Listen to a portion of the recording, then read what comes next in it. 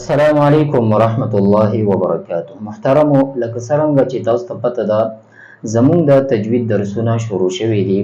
په هغه کې تیر درس مونږه حروف صفیریه ویلې او ډېر ښه طریقې سره که چا نه یې اورېدلې نو هغه ته به هغه ویډیو په دې پلیلیسټ کې میلاو شي نو تاسو هغه هم کتلی شئ. نن مونږ د اله العالمین فضل سره مخرج نمبر 14 وایو. په دې مخرج نمبر 14 کې به مونږ اول یو حرف وایو چې هغه فا ده. فا او دا چې دی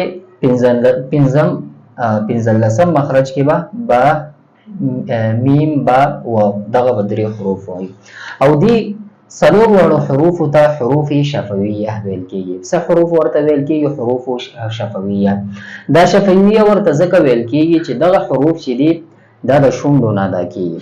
هغه نه مخکې چې زه درته قاعده ذکر کم راځو دې خبرو ته چې دا درې څلور خبرې په دې باندې تاسو پوه شئ نو انشاءالله بیا قاعده اسانه ده او بیا نو همدغه ټول سبق ما درته لیکلی دی. نو راځو دې طرف ته ګورئ ښه. اول نمبر حروف شفویه. شفویه دلته ما اول لیکلي چې شفتون عربي معنا ده شونډه. شفتون په عربی کې څه ته ویل کېږي؟ دا شونډې ته ویل کېږي او دواړو شونډو ته شفتین ویل کېږي.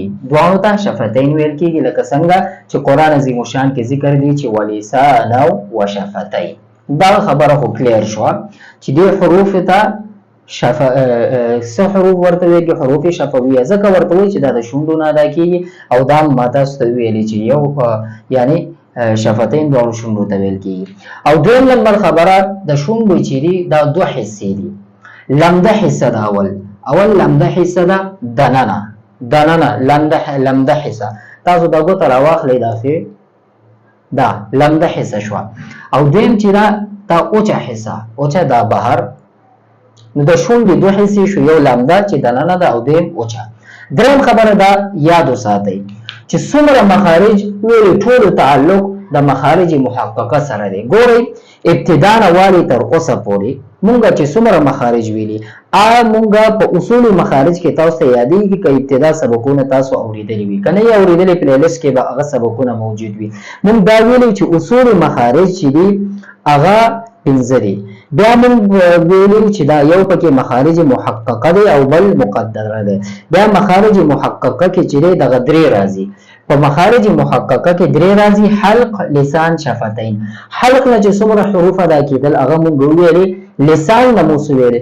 نننی زمونږ درس چې شفویه دی نو دا شفتین په هغه کې دریم قسم دی په مخارج محققه کې. دویم قسم چې مخارج مقدره او په هغه کې خیشوم او جوفیده هم راځو هغه به بیا وي انشاءالله. نو نن زمونږ د شفتین نه یعنی حلق لسان شفتین د مخارج محققه نه دی. نو انشاءالله امید لرم په دې هم تاسو پوه شوي یئ. هلته موږ ډیټیل سره ویلو که څوک په دې ځان نور هم پوهېږ غواړي نو ابتدایي سبقونه دې واوري. څلورم نمبر دا قاف چې دی دا نرم دا فا چې دی دا نرم ادا کېږي. په دې کې چې دی دا ضعف دی ځکه دا حروف محموسو کې راځي او په دې کې صفت ته همز پروت دی. په دې کې صفت ته همز پروت دی. پنځم دغه خبرم تاسو یاد ساتئ چې دا فا حرف چې دی دا مرقق دی مفخم نه دی مرقق حرف دی. دا باریک ویل کېږي. دا به مونږ باریک او غټ به نه وایو داسې به نه وایو فو نه دا به زه تاسو ته ښیم چې څنګه ادا کېږي. هغه نه مخکې راځو قاعدې طرف ته. قاعده وایو. ګورئ محترمه قاعده د فا هر کله ثنایه علیا سرونه لاندې شونډې لمدې والا حصې سره ورغي. ما تاسو دا خبره کړې وه چې په شونډه چې دی دا په 2 قسم باندې ده. یو لمده حصه ده یو اوچه حصه ده. نو دلته چې دا لمده حصه هر کله چې ثنایه علیا سرونه ثنایه علیا تاسو پیژندلې ده. ثنایه علیا دغه غاښونه دي لاندې شونډې لمدې والا حصه ده.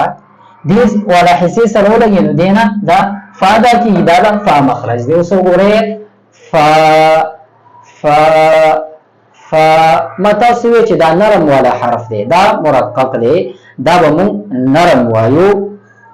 ما تاسو ته دلته وایئ چې دا حرف مرقق دی باریک ویل کېږي نو دا به باریک وایو غټ به نه وایو. داسې به داسې به نه وایو فو داسې به وایو. صحیح ده.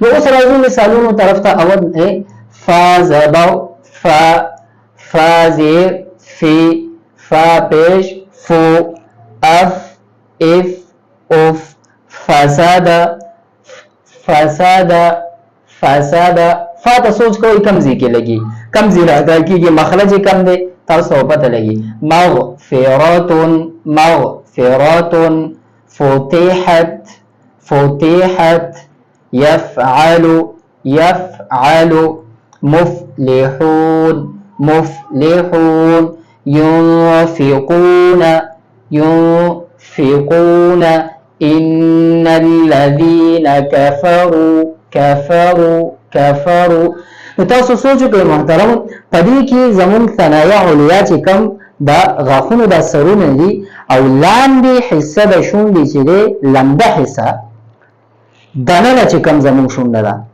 دې ته چې کله ولګي نو دلته نه فا ادا کېږي تاسو سوچ کوئ فا زبر فا فا فا نو ان شاء الله امید لرم چې نننې سبق باندې به تاسو ډېر ښه طریقې سره پوه شوي یئ نو تاسو نه یو گزارش کیږي که تاسو زموږ درسونه اورئ او په دې باندې تاسو ته فائدہ کیږي نو د ثواب په نیت باندې نورو دوستانو ته هم شیر کړئ چې دا فائدہ عام شي چې تاسو ته هم ثواب ملو شي. السلام علیکم ورحمت الله وبرکاته.